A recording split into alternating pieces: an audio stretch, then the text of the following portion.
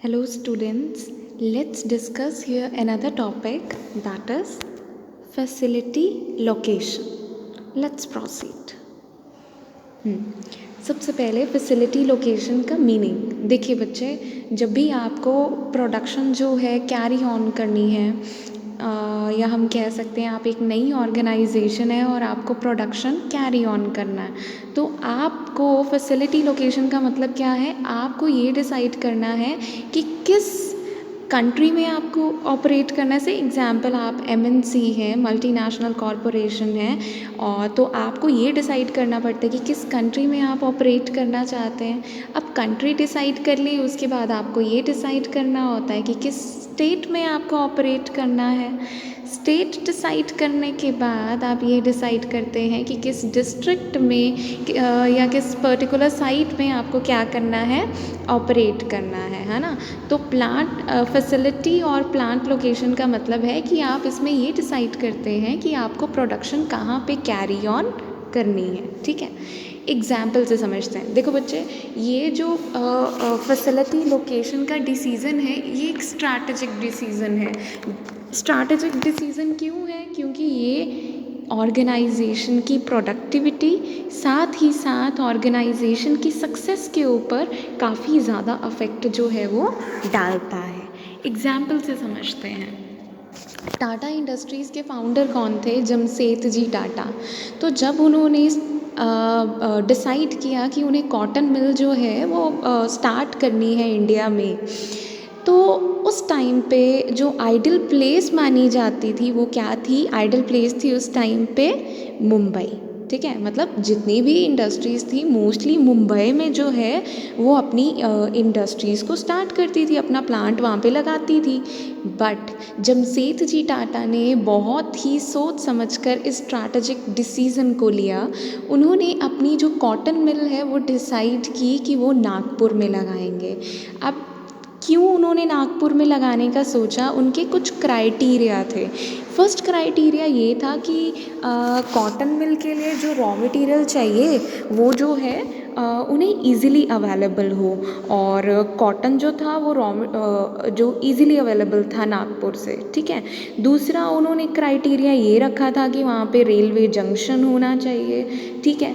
तीसरा क्राइटेरिया ये रखा था कि वहाँ पे फ्यूल और वाटर की जो अवेलेबिलिटी है वो क्या होनी चाहिए? रेगुलर होनी चाहिए, आराम से फ्यूल और वाटर जो है उन्हें मिल जाना चाहिए। दैट्स वाई उन्होंने इस डिसीज़न को, इस स्ट्रैटेजिक डिसीज़न को बहुत ही सोच समझ कर लिया, और ये स्ट्रैटेजिक डिसीज़न आपके प्रोडक्टिविटी के ऊपर काफ़ी अफेक्ट डालेगा, ठीक है। उसके बाद आगे चलते हैं। Next is your need of facility location. क्यों ज़रूरत है ये डिसाइड करने की, ये स्ट्रैटेजिक डिसीज़न लेने की कि लोकेशन क्या होगा? तो सबसे पहला पॉइंट है, facility location is important for new and existing organisation. कहता है ये डिसीज़न सिर्फ और सिर्फ नई ऑर्गेनाइजेशन के लिए नहीं, अगर एक ऑर्गेनाइजेशन ऑलरेडी अपने ऑपरेशंस को कैरी ऑन कर रही है उसके लिए भी ये इम्पॉर्टेंट है, ठीक है। सेकंड, एग्जिस्टिंग कंपनी में need facility location for.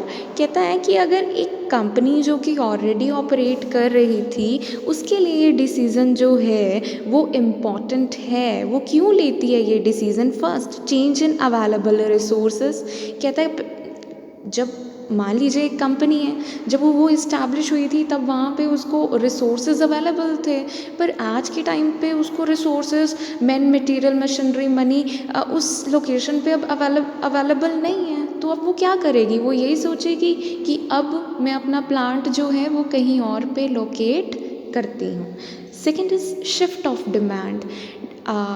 Demand shift हो जाना, मतलब जहाँ पे एक एग्जिस्टिंग कंपनी ऑपरेट कर रही थी वहाँ पे पहले डिमांड थी उनके गुड्स की, पर आज के टाइम पे उस कंपनी में उस कंपनी की गुड्स की डिमांड जो है उस पर्टिकुलर एरिया में नहीं है। तो वो क्या सोचेगी, भाई अब नदरन रीजन में तो डिमांड नहीं है तो साउथ रीजन में डिमांड है, क्यों ना अपना जो प्लांट है वो नदरन रीजन से रिप्लेस कर हम अपना जो प्लांट है वो कहाँ पे लगा लें? सदर्न रीजन में।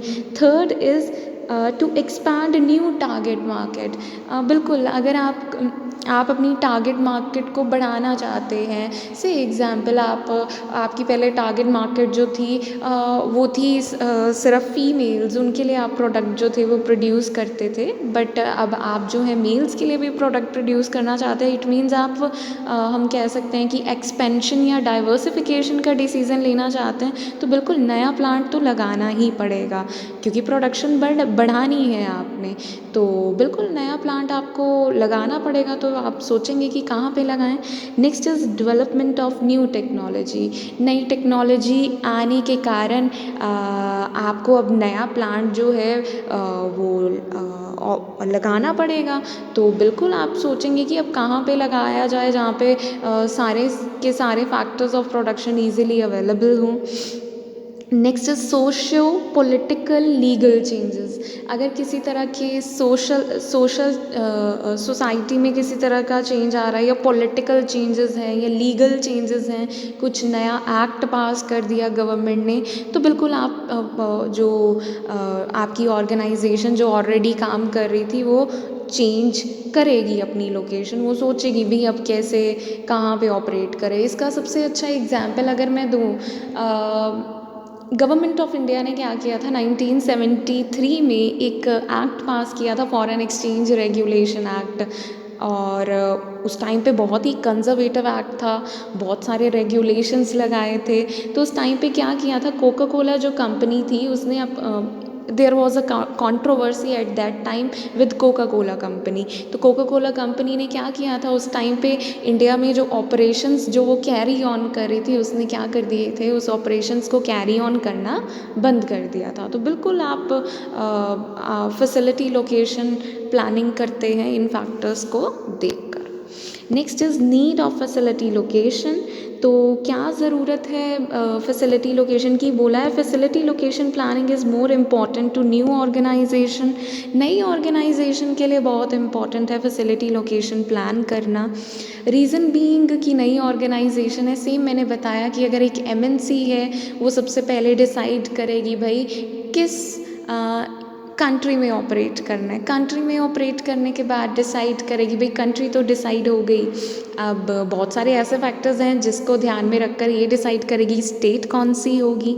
ठीक है, स्टेट डिसाइड करने के बाद वो ये डिसाइड करेगी कि डिस्ट्रिक्ट क्या होगी। डिस्ट्रिक्ट डिसाइड करने के बाद ये डिसाइड करेगी उस पर्टिकुलर डिस्ट्रिक्ट में साइट कौन सी होगी। ठीक है, चलते हैं नेक्स्ट की तरफ। Next is your factors affecting facility location. तो कौन कौन से ऐसे फैक्टर्स हैं जो कि हमें ध्यान में देने पड़ते हैं लोकेशन को डिसाइड करते time. The first one is adequate supply of raw material. Adequate supply of raw material मतलब आप जिस भी प्रोडक्ट के साथ डील कर रहे हैं उसके लिए आपको रॉ मटेरियल तो चाहिए ही होगा।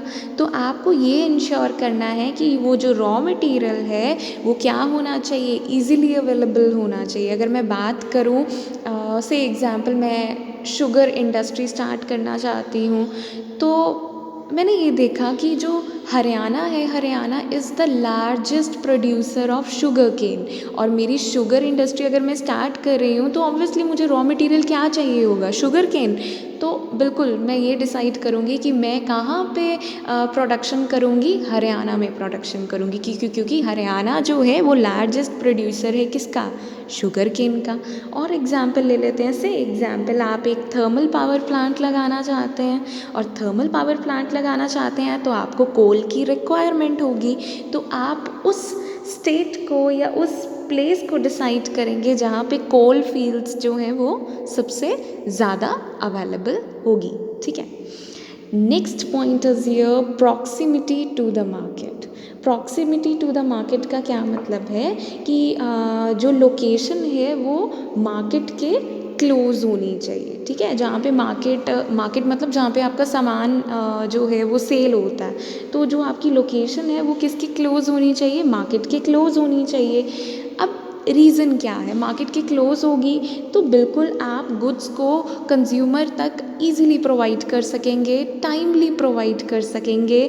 ठीक है, साथ ही साथ अगर मार्केट के करीब होगा आपका प्लांट, तो एक तो आपकी ट्रांसपोर्टेशन कॉस्ट भी क्या हो जाएगी, बच जाएगी। है ना। तो आप उस रीजन को डिसाइड करेंगे जो कि मार्केट के क्लोज हो। Third one is your transport facility. ठीक है, ट्रांसपोर्ट फैसिलिटी भी अवेलेबल होनी चाहिए उस पर्टिकुलर रीजन में से। एग्जांपल मैं मैंने ये डिसीज़न लेना है फैसिलिटी लोकेशन का, तो मैं सबसे पहले चेक करूँगी कि क्या वहाँ पे ट्रांसपोर्ट फैसिलिटी इजीली अवेलेबल है कि नहीं। एग्जांपल, ट्रांसपोर्ट फैसिलिटी चाहिए किस चीज़ के लिए होगी। देखो, रॉ मटेरियल अब मैंने सप्लायर से लेना है, सप्लायर की फैक्ट्री से मेरी फैक्ट्री तक आने में ट्रांसपोर्टेशन फैसिलिटी होगी, तभी मेरी फैक्ट्री तक रॉ मटेरियल आ पाएगा। और जब मैंने गुड्स सेल करने हैं तो मेरी फैक्ट्री से मार्केट तक गुड्स पहुंचाने के लिए भी तो ट्रांसपोर्ट फैसिलिटी चाहिए। तो अगर ट्रांसपोर्ट फैसिलिटी जो है इजीली अवेलेबल होगी, से एग्जांपल रेलवे जंक्शन होगा, रोड्स जो है रोड की हेल्प से अगर आप ट्रांसपोर्टेशन करना चाहते हो तो रोड्स अच्छे बने होने चाहिए। ठीक है, या फिर अगर आप एक्सपोर्ट करते हैं तो बिल्कुल आप एरिया डिसाइड करेंगे, जैसे गुजरात रीजन वगैरह, क्योंकि वो कोस्टल रीजन है, वहाँ से आप इजीली एक्सपोर्ट कर सकते हैं।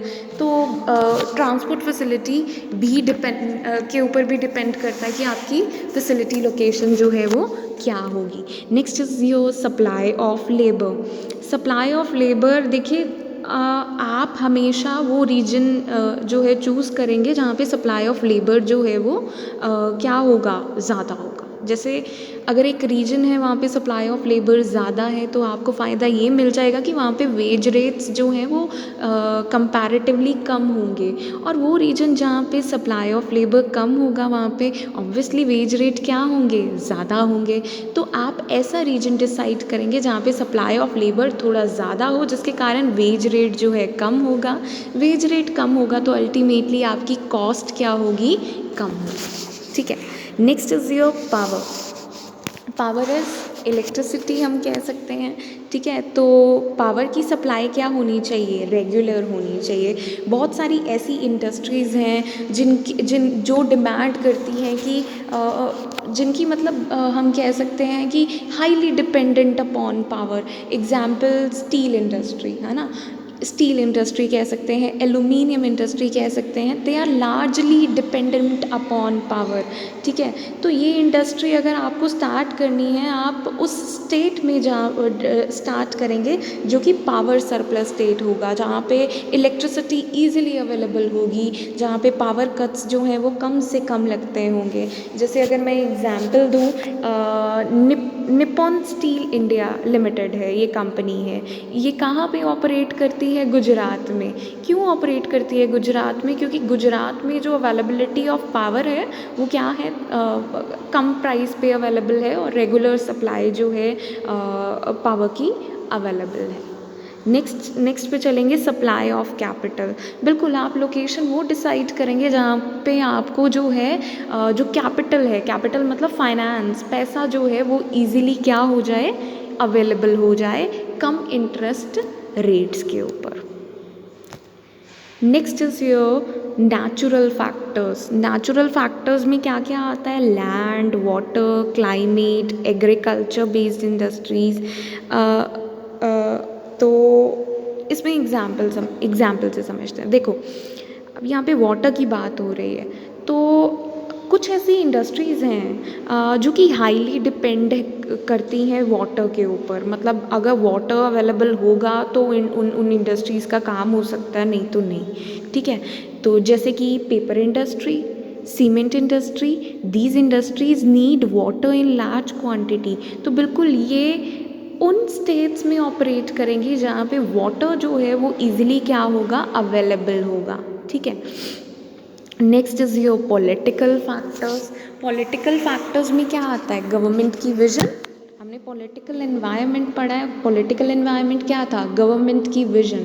तो पॉलिटिकल फैक्टर्स के ऊपर भी डिपेंड करता है कि आप इंडस्ट्री को कहाँ पे ऑपरेट करेंगे। जैसे आज के टाइम पे देखें तो गवर्नमेंट जो है उसका विजन है मेक इन इंडिया की तरफ, या फिर हम कह सकते हैं कि इस साल तो मोदी सरकार ने 12 मई 2020 को आत्मनिर्भर भारत जो है उस स्कीम को लॉन्च किया, हम कह सकते हैं उसकी विजन है इसके ऊपर।